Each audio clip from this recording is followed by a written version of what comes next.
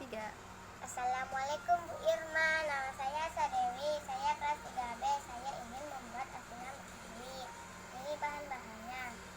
Sebelum itu kita mencuci tangan dulu ya, sebelum menyentuh bahan-bahannya.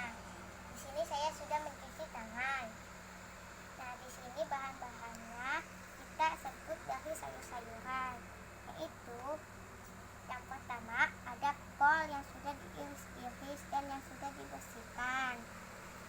Di sini ada toge yang juga yang sudah dibersihkan. Di sini ada wortel yang diiris-iris kecil-kecil. Nah, di sini ada tahu yang dipotong dadu. Secukupnya saja ya. Di sini ada sawi asin. Nah, di sini ada ketimun. Nah, ini adalah bahan sayur-sayurannya. Nah, di sini saya membuat 2 bumbu, yaitu bumbu utama dan bumbu pedas.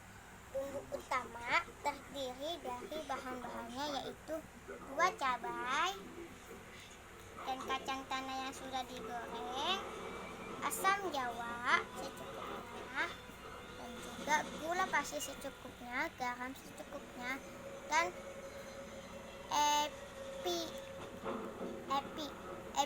ebi sedikit saja. Dan juga ini ada gula merah, kita iris-iris terlebih dahulu supaya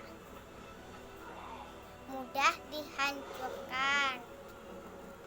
Dan juga air, dan juga di sini cuka saja secukupnya. Untuk bahan pedasnya di sini saya hanya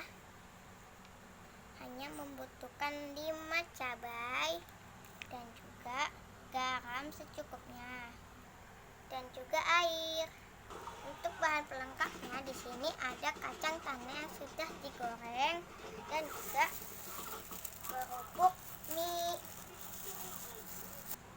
Sekarang kita blender terlebih dahulu untuk bumbu utamanya. Dan di sini saya sudah memblender bahan utamanya. Coba kasih lihat. Dan sekarang saya akan membuat bumbu pedasnya untuk menambah pedas. Ini bumbu pedasnya. Nah, sekarang kita akan mencampurkan supaya menjadi asinan.